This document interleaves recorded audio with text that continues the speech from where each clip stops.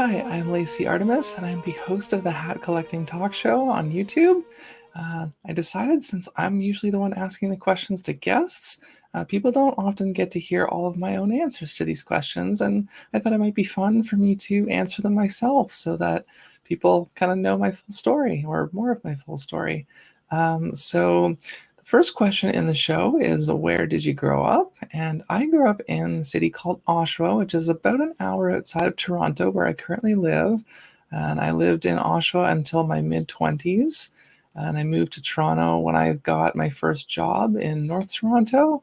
And I have been living here since late in 2009.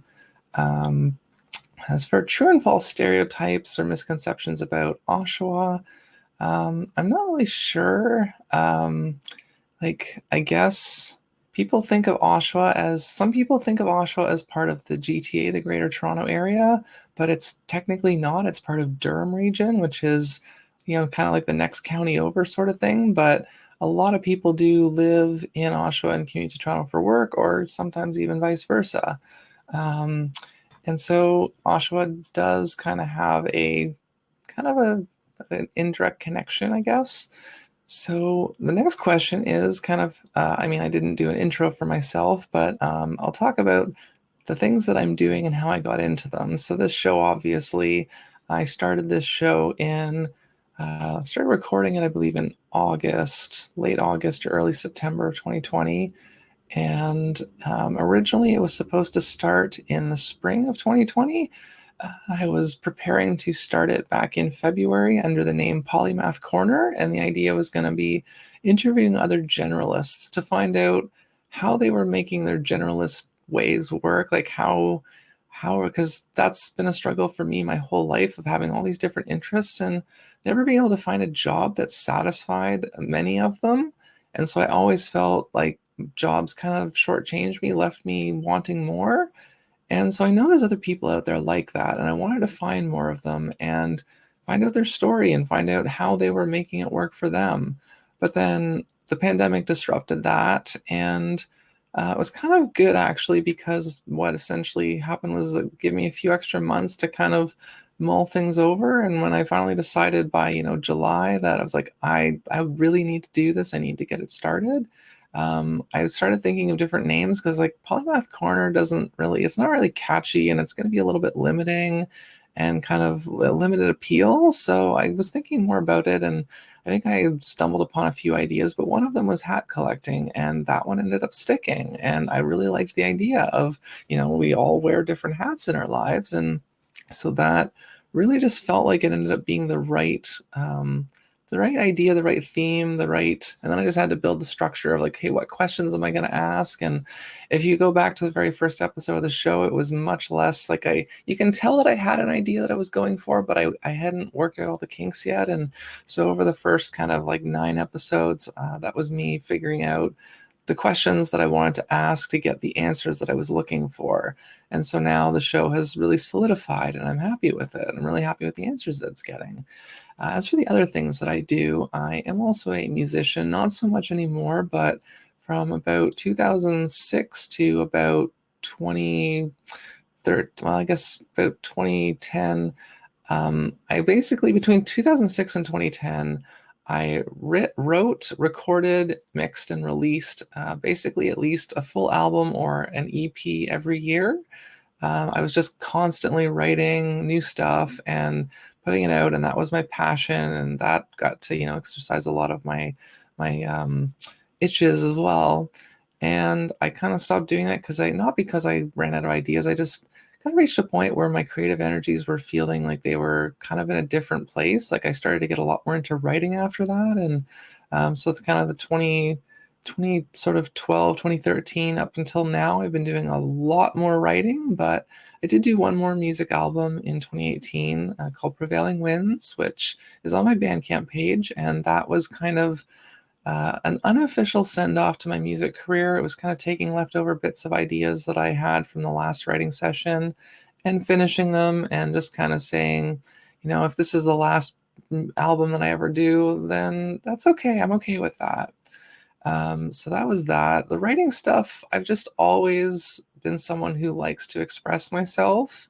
and I've always liked learning and ideas. And I kind of stumbled into curation by accident. I didn't really mean to. I didn't really know what curation was until I was doing it. I was like, oh, this is curation. And so I started a blog where I was just, anytime I learned something new that I thought was interesting, I would just write a blog post about it. And I was doing that for, I guess, about a year or so. And then I started doing really long posts with a lot of resources. And one of my friends said, like, this might be better as like an ebook than like this really long blog post. And I was like, okay, I can give that a try. And that ended up being the genesis of the Curiosity Guide series, which is the series of educational ebooks that I've written over the last 5 years. And there is another one in the works and will be released sometime in 2021. I'm not going to say what it is yet, but it is in the works. So I do that. I do that kind of nonfiction writing. I now do fiction writing, as I will have, by the time you see this, I will have published my first short fiction novel. It'll be a digital publication, and it's a detective novel. And I'm really proud of it and happy with it. And I'm looking forward to writing more fiction in the future as well. But a lot of my writing is still like articles and kind of like, parodies or poems or, doing word art. I really just enjoy language and communication and expression. So that's kind of how I do all that stuff. I've done a little bit of modeling, and that was honestly, mostly since I began my transition, because the first year or two of my transition was me trying to find my style, find myself, figure out who I was and what I liked and what worked for me. And so kind of home DIY modeling turned out to be a really good outlet for that. And that ended up leading me to do the Purple Calendar, which was an entirely independent project, but I would like to do another one that includes other people, more of a collaborative effort when that becomes more possible again. What else do I do? A lot of design stuff as well. Again, graphic design has long been an interest of mine, something I enjoy doing. And so it used to be mostly like designing album covers for my albums that I wrote. And then later on, kind of just other ideas that I would have, like I would try to design my own memes, or I would try to manifest some of my ideas. I used to do a lot more drawing and sketching and when I was younger, and like cartooning, but that stuff didn't last. I kind of fell out of it, and I don't really have the skill anymore. I'm very, very rusty, and something I'd like to get back into, but it's just not a high priority for me. Um, but yeah, I've done design for years, and kind of in the last year or two, I've started to create designs that I felt were good enough that I've put them on a merch store. So I have a merch store, which is not Artemis Creates merch, but it is designs that I have made, original designs that I've made that you can get on merch, on shirts and mugs and pillows and all kinds of things. And what else is there? Photography is another thing. I've just always enjoyed that. Um, I guess that's kind of the main stuff that I do right now. And for this, I mean, I know I explained how the show started, but as for how I got into interviewing people, again, I just love learning, and I love kind of sharing what I learn. And so interviewing people about what they do and kind of their lives and their experience is something that I started with a podcast called Noise in My Head years and years ago in 2013. That lasted for about a year, and I stopped that. And then a couple of years off, and then I did another project. It was like kind of more like this, where I was sitting, right next to someone on video, and we were kind of talking about like random facts mostly, but also having discussion about those facts. And that was fun, but it was a lot of work because of the way that I was doing it. And so I finally came back around to this because I just had to do it again. I had to interview people again. And I found this format, and it's working really, really well. And I'm so glad that I've gotten to it. So I think this project has legs, and it's going to last a while, and I'm looking forward to that. So with that all said, it's a very long how I got into what I do. As a child, what did I want to be or do when I grew up? The first things that I remember, it's unfortunately quite hazy at this point, but I do remember wanting to be a firefighter at one point, because it was kind of this sense of duty of helping people and doing something important. I did also want to be a police officer at one point, which It's kind of a bit funny now to look back on because I have very different feelings about the police now than I did back then. Now I feel like I know a lot better. I do support defunding the police. I think the police have way too much resources, and education and arts have far too little, and healthcare even. And I think that, for example, in here in Toronto, the police budget is over $1 billion a year. And that's ridiculous. And a lot of that money should be going to education, to the arts, to healthcare. There's no reason it needs to be that high, especially for I don't think that the police in Toronto and the GTA do a good enough job to warrant that kind of funding. So I'll just say that. So there was firefighter, there was police officer. When I was a little bit older and I got into hockey, I remember from sort of the first time I noticed goalies, like goalies in ice hockey and the like art on their masks and their equipment. Um, that just instantly grabbed my attention, and I wanted to be a hockey player for a while, but that didn't pan out.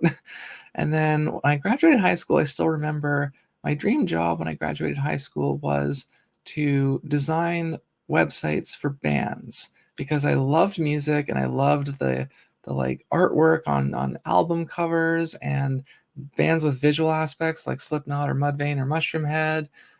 And I wanted to combine. I was more of a programmer back then. I had fan sites for local bands that I'd made, and I wanted to combine sort of the artistic side, the programming, the kind of like layout and design, and I kind of wanted to put that all together in one project and also celebrate music, which I loved and which was a big deal for me.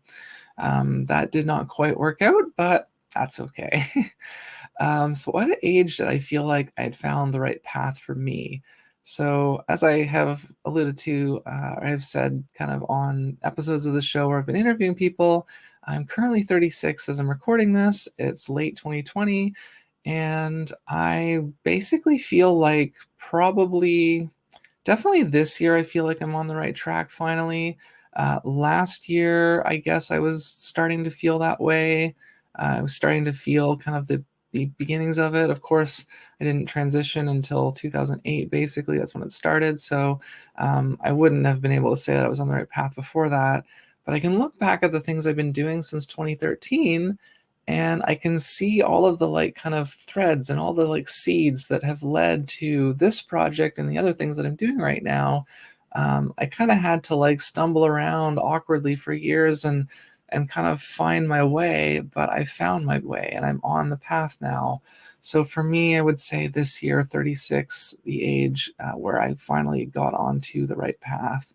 And I'm really excited to see what the next year or two is going to bring, because I really feel like there's a lot of things going well and going right, and there's a lot of potential in my near future, and I'm excited about it. What was one of the biggest obstacles to finding the right path? I would say there's two things aside from obviously the gender thing, being transgender and figuring that out pretty late. For me, it was really, as I discussed on some of the episodes, that having a lot of different interests and especially being like really artistically driven, I think that was the biggest obstacle for me, because I knew from a young age that it's really hard to make a living doing artistic work, doing creative work. And I originally went to college the first time for a design program, and I loved all the classes. I loved the things that we were learning. What I didn't love was that the teachers kept harping over and over on, if you get into this line of work, you're not going to like what you're doing. You're just going to be getting told by your boss to, design websites for old people and children and stuff that you have no interest in, but that's what you have to do because that's what they're paying you to do. And there was just, back then it was before, like YouTube was really a big thing, and before a lot of the stuff like Twitch and making, being a TikToker or Instagram, or like those things weren't things yet. There was MySpace. Facebook was no, Facebook wasn't even a thing yet. This was pre-Facebook. This was 2003, 2004. And so it was before a lot of that stuff. So that stuff wasn't like nowadays. Kids in high school, like, there's a path. If they have creativity and they have a thing and they can do it and they can build an audience, you can start building an audience from when you're like a tween.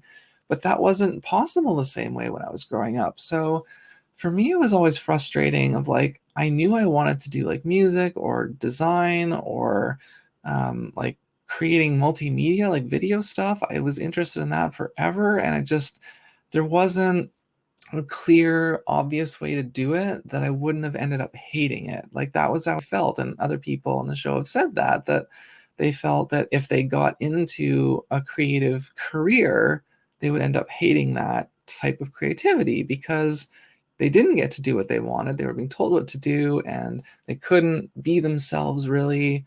And all your creative energy is going into something that you didn't choose and that you don't have a say in. And that is extremely like soul crushing and depleting. And so as much as I'm a little disappointed and frustrated that my day job doesn't fulfill me, um, I'm appreciative that kind of getting into like a safe traditional job has allowed me to do so many of the things I do outside of work, and has allowed me to get to where I am and figure out what I want to do, what I'm good at, what I can do. So as much as it's frustrating that it kind of took me this long, I got here. And that's part of why I'm doing this show, is to show other people like me. And like now, again, the tools and the platforms are there. If you've got the idea, if you've got the personality and the creativity and the ideas, there are platforms, there are ways to get it out there and start building an audience sooner and potentially start becoming financially viable just for yourself and what you're creating, and not having some corporation own your intellectual property. And so, that wasn't the case for me, and that wasn't the case for people that kind of came before me. But for the people coming after me, that is a possibility, and I want people to know that. And so that's part of why I'm doing the show. And so the biggest obstacle is just that it's really hard to be able to support yourself off of art and creativity, but that's getting less and less of a thing. It's becoming less of an obstacle, which is wonderful. Um, what's the last silly or playful thing that I did on purpose? I think most recently, like, I am a pretty naturally silly person. I do like to goof around. My roommate and I have a lot of inside jokes that we come up with. And recently I've been seeing somebody new. So I've been in a relationship for several weeks now. And we've been having a lot of fun goofing around. And so just kind of like taking pictures, making funny faces. And then my partner kind of, compile, like, we just do silly things for each other. Um, I'm trying to think what else. Like, it's, I guess, like, kind of making up silly. Actually, here's one. So I posted this on my Instagram. I'm going to be moving next week. I'm recording this just late in the week before I move. And so last week, I've been dealing with a horrible, horrible roommate for the last year. And we're finally getting away from this person, very narcissistic and abusive and manipulative and toxic and just territorial and awful. And so, anyways, um, it's been very frustrating. And so we're finally getting out of here. And like, I like to write parodies. And so I just, sometimes a popular song will just pop into my head and my brain will just automatically start making up parody lyrics for it. And so Alanis Morissette's song Ironic popped into my head, and I started to have the idea for a parody for it about my terrible roommate that I'm getting away from. And so I wrote that parody, and then what I like to do is kind of like make lyric graphics. And so I pair lyrics that I like, or if I write a parody and I find a related image and I put the text over the image, and then I put it on social media. And so I posted that. It's just called Bad Roommate, and it's a parody of that song, specifically about this terrible roommate that I have that I'm getting away from. And that was very silly and fun and playful, and I love doing stuff like that. What's the last thing I did for self-care? So I've been doing a lot of hot chocolate lately. It is winter, and I just I know it's not the healthiest thing, but it does kind of make me feel better. And yesterday I bought myself a chocolate bar, which I don't do that often anymore. I've only had like 2 chocolate bars in the entirety of 2020, maybe three. But again, it's just a little thing of like, you know what? I put up with so much this year from this terrible roommate, making home life and making this project harder to do, and finally just getting out of here and getting into a new space. And so it's kind of just like rewarding myself. Um, last new thing I learned, the next, and something I'd still like to learn. I guess one of the last new things that I learned So I've been doing a lot of cooking stuff, as I've mentioned on some of the episodes of the show. And I learned, like, I've been learning about sort of the medicinal properties of certain foods and spices. And so, like, my roommate is really kind of knowledgeable about that stuff. And so I've learned how to, make, like, there's honey lemon ginger tea, which is really good for your throat. And if you add turmeric and black pepper, that's also antimicrobial and good for you, and kind of can help um, clean up your system a little bit. And so I've been cooking more with those spices, and I've been making those kinds of drinks, and just trying to do that sort of stuff. What else have I learned?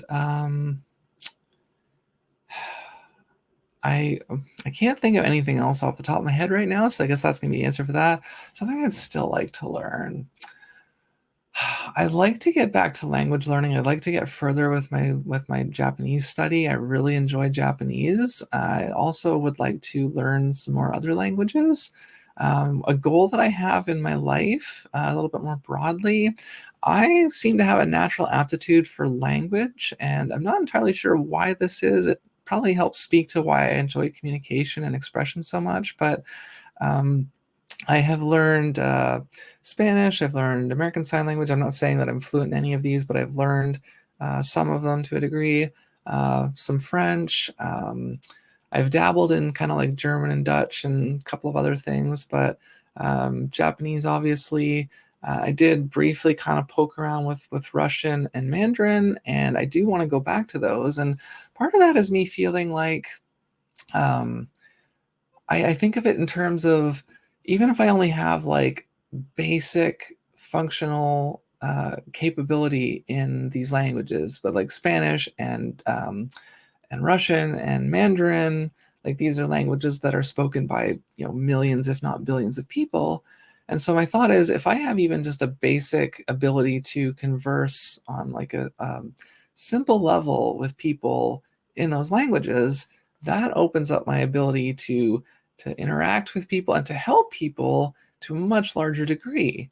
And it may never end up coming to pass that it needs to happen, but I just like the idea of being able to. So if someone came up to me and they could only speak Spanish and they needed help, I'm very rusty, but I feel like I would still be able to help them. I would be able to understand what they needed or what they were trying to say, and I would be able to communicate clumsily enough to help them, probably, or find someone who can. And I'd like to get to that point with Russian and Mandarin as well. And that might be a lofty goal, but that is something that I do want to get to eventually, if I can. What would I say are my two most dissimilar hats? This has kind of come up on the show now a few times with other people, because my day job is in bookkeeping and kind of accounting and administration. So it's very structured and organized and kind of, I want to say rigid, but it's very, yeah, very structured and organized. And like, my brain is very good at that kind of stuff because I'm also autistic, and that's a strength of ours. But it's very counter to the way that I tend to be creative. Like, I do tend to be creative in a very structured way sometimes, but um, when when I'm creative, a lot of the times it's just kind of very, like, very haphazard, very kind of just throwing things at the wall. And sort of, as I joke with my roommate, like, he's a the whole measure twice, cut once thing, and I'm more like measure once, cut three times. That's kind of how I often end up being creative. And like, I know that the first idea is rarely ever the best or good enough. Like, you always have to kind of iterate it and evolve it and come up with something a little bit better. But I just kind of love that clumsy, messy process. And that's so I think those two things, like, I have spreadsheets where I track information in a very, very organized way, and that people be like, and I feel like there's two sides of my life that if people only knew one of them, they would be shocked by the other one. But people who know me well understand that these are two sides of the same coin. And like I said on the show, this has come up with a few other people, that if they have a very kind of formal, structured job, then they tend to have more loosey-goosey and free-flowing kind of hobbies and interests. And I think we need that to kind of balance our brains. That's just me, though. But yeah, so I'd say kind of like my my personal data tracking and spreadsheets versus my very, very clumsy, haphazard, and messy but fun and silly way of creating art sometimes. What is my schedule like, and do I have a peak time of day? I'm a morning person. I've said this on the show. I am a proud morning person. Um, I've just always been. And so I've had times where I've, been getting up at like kind of 4:30 in the morning. Um, not always on purpose, not always willingly, but it seems to be a lot easier for me than most of my friends. Uh, I'm not as good at night, although I can have second or third winds. I can have adrenaline rushes. Um, and as far as my schedule, so pre-pandemic, I do technically have a 9 to 5 job, but it's very kind of flexible. It's sort of a little bit more of a like, as long as what needs to get done gets done, my boss is less concerned about that I am actually, nose to the grindstone from 9 a.m. to 5 p.m. every single day. I do stay attentive with it, but there's more kind of flexibility with that, so I can go run errands or go to doctor's appointments or things like that. Because it's kind of been said. I think there's even been studies that have said that most people, even in an 8-hour workday, most people are not actually like busy and productive for those full 8 hours. Usually it's 3 to 4, maybe sometimes 5, but definitely only about half of it or less are we truly productive. And it's even said if your boss were to say to you, you can go home when all your work is done, whether it's an hour from now or 8 hours from now. If that's the way that the work world went, a lot of people would be super productive and they'd be spending a lot more time at home. It's because we are forced to be in the office or chained to our desks for 8 hours a day. We wouldn't be otherwise. And this is also part of why basic income, universal basic income, UBI, needs to be a thing, because it would definitely free up a lot more people to not have to work as much, to have more time to be creative, to care for their families, to pursue their goals and interests and dreams, and to attend to their mental and physical health, certainly. Um, so, but I was freelance briefly for about a year and a half at one point. I did have a couple of side jobs that I was working, and I quit my main day job at the time where I was miserable. And I tried to go off and do my own thing, and there's various reasons why it didn't work out. But when I got into that point and not having that imposed structure, I did struggle, admittedly. So I do find that having some degree of structure is helpful for me, but being chained to a desk for 8 hours and being expected to like be focusing and working that entire time is not great. It doesn't work well for me and for a lot of people. So I do like having a bit more freedom. And I think my ideal day, my peak time of day is usually kind of between like kind of 9 and 11 or 9 and noon, sort of, or maybe 10 and 1, sort of, but that first kind of quarter of the day, really.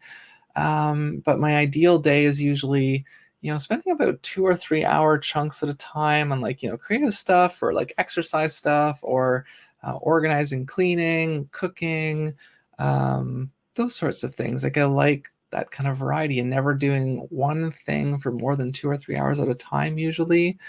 Silver linings of the pandemic, as I said, I've been able to the show kind of got a second life, which was much better for it. I've been able to spend a lot more time uh, converting my diet to plant-based, mostly plant-based, not entirely, but very, very much more so. And so doing a lot more cooking and food prep and what else would I say? Certainly spending more time on like writing or doing designs or talking to people. So a lot of things that I didn't have as much time for before. Um, I guess those are kind of the main things, I guess, and the fact that more people are available to be on the show with me now because more people are working from home or aren't working as much and aren't as busy as they were pre-pandemic. And so once the pandemic ends, the show might actually become a little bit more challenging. Mental health issues or disabilities that I've worked through. So there are actually a few things here. I have talked about being autistic. I've talked about ADHD. I've talked about kind of gender dysphoria and being transgender. I have been through depression. I was in a major depression once. I've been in some kind of lower depressions, but thankfully right now I'm doing quite well. And 'Cause I just remembered something that I should mention. So the mental health thing. So I was, I hate to throw my someone directly under the bus, but I'm just going to have to say it. My father had very limited emotional intelligence, very very limited, and was unfortunately raised in the very kind of old school way of just being yelled at and never beaten as far as I know, and I was never physically beaten, but did unfortunately do a lot of yelling and emotional and psychological damage, which I have had to spend uh, years in therapy to kind of help me deal with. And it was very hard. My self-esteem was like destroyed. So I didn't begin to start building my own new self-esteem, I would say, until probably my late 20s.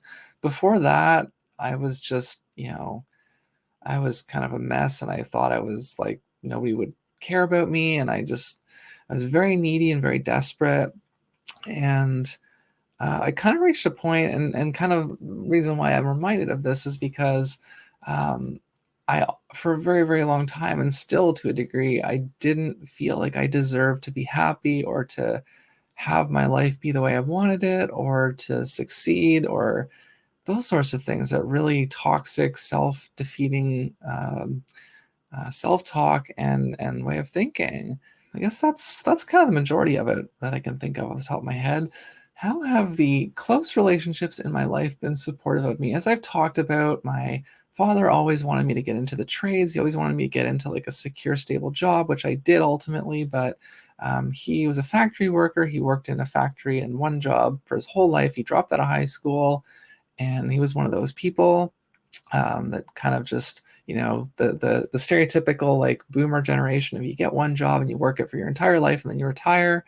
And so that was kind of his experience and his reality. And he said, it worked for me, it could work for you too. My mom recognized my creativity, and she recognized that that was important to me, and she did support me and encourage me, while also like acknowledging that um, that doesn't tend to pay the bills, and that you have to be more mindful if you're going to pursue that. Um, my friends have always been really good. I think it's especially lately, now that I'm really kind of picking up steam and really hitting a stride, my friends have been very excited and happy for me. In the past, I think it was a little bit more like, it's cool that you're doing something that you like. My friends haven't always enjoyed the music that I've made. They've usually kind of appreciated the articles that I've written, or they can tell the things I'm doing. Like, I'm not just trying to be like, oh, look how great I am. It's like, no, I'm trying to do something that I feel like matters, and that's been recognized. And so I've appreciated that.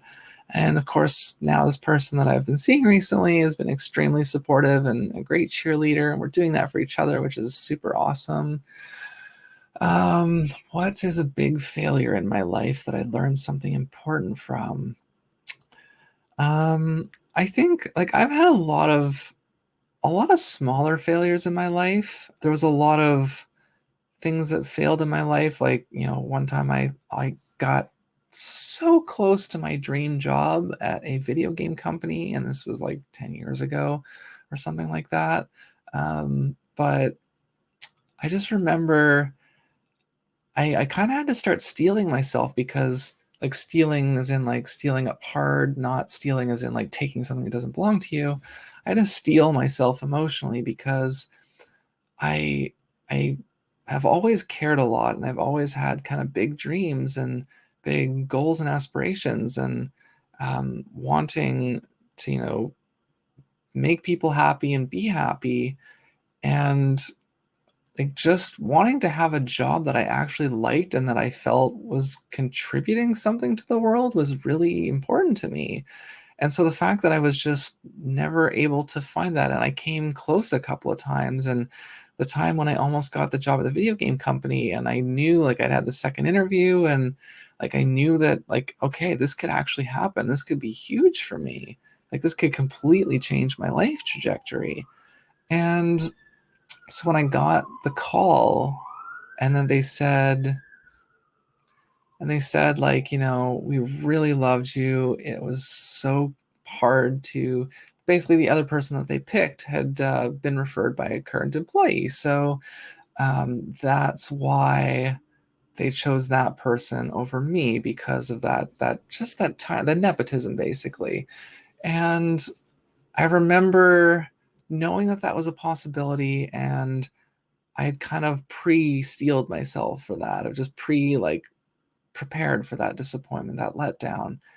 And again, I was like miserable and I was not happy in my work. And I was like, please let me have this. Please let me have this win so that I can really start pursuing my goals and dreams and really try to do what I feel like I should be doing.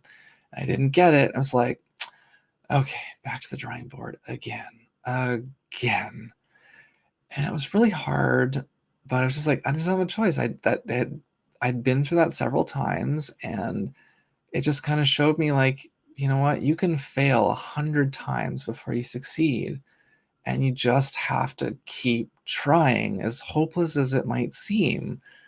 And unfortunately, the same thing kind of happened to me in my love life, that for many years I was trying to go on dates, I was trying to find a partner, and that was a similar thing, and just kind of failure after failure of just not clicking, or one of us being interested but not the other, or just not a fit, or whatever, no chemistry. It's just disappointment after disappointment after disappointment. And with that, like with both of these things, I kind of resigned myself, like I might never ever get what I want in either of these situations, I might never ever succeed, but I can't give up, because if I give up, then what's the point of even living anymore? And I wasn't suicidal. I was kind of hopeless, but not suicidal, if that makes any sense.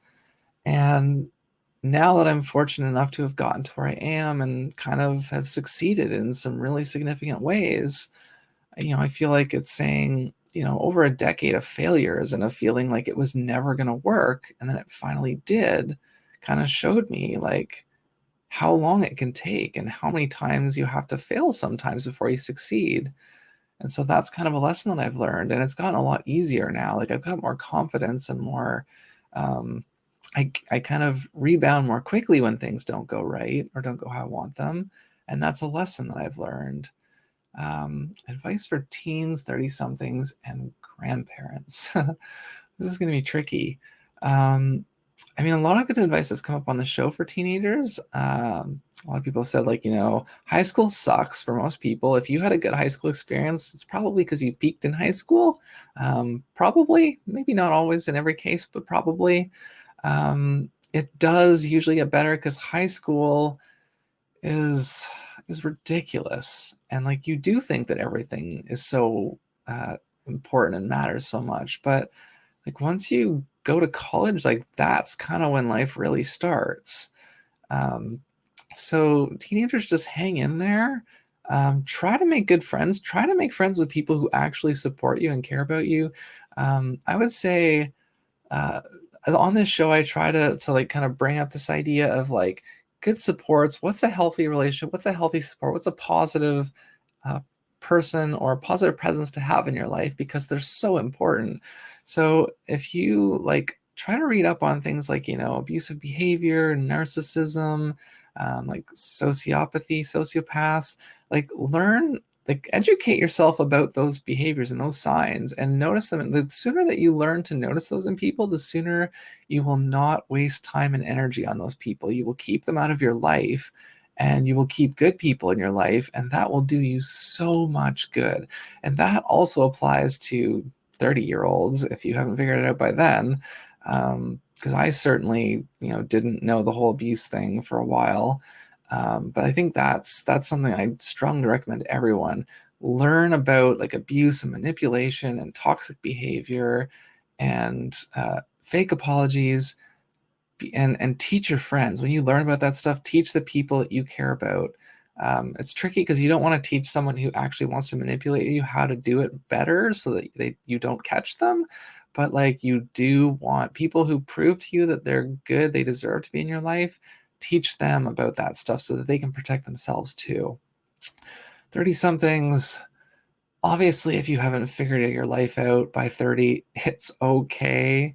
Sherry DeNovo, the first elder that I interviewed on this show, She said your 40s are your best years, and like I haven't hit them yet, and I can definitely see my 40s being something.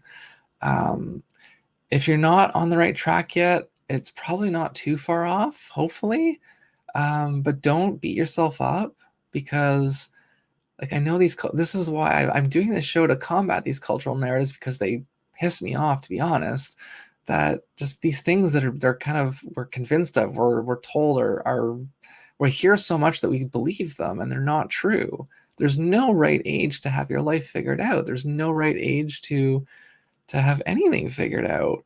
And just everyone's path is different, and what's right for everyone is different. So um, I just say, if you want to go back to school, if you want to travel, if whatever you feel like you need to do to kind of figure out your path and what's right for you, do it. I mean, obviously, you still gotta support yourself. You still gotta like kind of pay your bills or whatever. You've gotta, you know, um, you don't want to end up like homeless or whatever. But just just keep trying, try to figure it out, and help the people around you if you can. Um, Try to learn as much as you can. Again, the stuff about the way people should treat you, the way that, like learning about social justice, about privilege, about power structures, like everyone should learn about this stuff. So I guess that's kind of what I would say for 30 something. Interestingly enough, I didn't think it would take me close to an hour to answer all these questions myself, but we're almost at 45 minutes here and I'm not done yet, although I'm very, very close. Advice for grandparents. I think I like what some of the people on the show have said about just it's always going to be different. The younger generations are going to do things differently than you, and it's okay. They're going to have different struggles. It's okay. Like I said, I'm only 36, but I'm already starting to kind of have those like get off my lawn moments of just like, what are you kids doing? But I realize like, okay, I'm becoming a get off my lawn person. I need to like pull back on that. I need to, rein it in. So I'm not really sure what else. Like, just yeah, never stop learning, never stop trying to give and be a good person. And but also, you've lived a life. So if you're, in your kind of late stages, like just be kind to yourself. Hopefully the people around you are supporting you, your family, your kind of children, grandchildren. Hopefully they're supporting you. I know you probably are, if you haven't started to already lose your friends, like they're probably going to start dropping. And just try to be proud of what you've accomplished. And again, it's never too late to learn new things, to kind of make things better, to apologize, to change your ways, to pick up new habits. Um, I really do hope that when I'm 70 or 80 or 90, if I'm still alive, that I'm still learning, I'm still goofing around, I'm still trying to be better and do better. Yeah. Any specific causes or charities? I mean, it's all on the website. It's um, yeah, I was gonna say, don't want to ask myself a question, but what the heck would I ask myself? Um, yeah, I put at the end of every show and on the website on purpose, and I'm trying to collect it. And I don't have a specific charity in mind. I guess maybe the Autistic Self Advocacy Network, ASAN. Don't Support Autism Speaks. Oh, this is what I'll say. Research charities. Go to like Charity Navigator, I think is one of them. There are other websites that review and rate charities. Research charities. Don't just blindly donate them. Don't donate to the Salvation Army because they're anti-LGBTQ. Don't freaking eat at Chick-fil-A because they're anti-LGBTQ. They support conversion therapy. Research charities. Don't just give blindly. Buy your friend's art. Support Black, Indigenous people of color. Vote for try to raise, amplify Black voices, amplify Indigenous voices. Um, you know, Again, treat trans people, treat gender nonconforming people better. Um, Amplify their voices, recognize your privileges, elevate other people that have less privilege than you. Um, advocate for accessibility. That's another huge one, whether it's like proper ramps, whether it is having sign language interpreters at events, whether it is having more sensory friendly events. That's not only just light and sound, that's smells, that's temperature, those sorts of things. What else? What else? I mean, that's just does a lot of stuff, but it's all important, and I'm sure there's more that I'm not thinking of at the moment. But yeah, again, my plugs, artemiscreates.com, everything I do is there. I'm really happy doing this project. I really hope that you're getting something out of it, even if it never kind of gets to where I hope it does. I don't regret doing it. I'm loving doing it, and I'm going to do it for a while. Yeah, I'm trying to not trying to make this too long, so I'm just going to do the hat sign off here. So this is going to be, oh, wait, it's the hat there. Oh, I guess I have to put it this way. Okay, I have to do this. So I'm trying to show off the flower thing there. So this is a hat that I've had for a while, and it's kind of my like Carmen Sandiego / femme detective kind of hat. It's, kind of not quite a fedora. It's kind of, I don't know what you would call it, but I think it's cute and it's kind of elegant and stylish, and just kind of felt, obviously I'm more of a light, soft purple person, but this kind of, royal purple, indigo kind of thing, I felt like going with this one for this. So thank you for watching. I hope you appreciated my answers and liked learning a little bit more about me, and stay tuned for the next episode where we get to learn more from other people.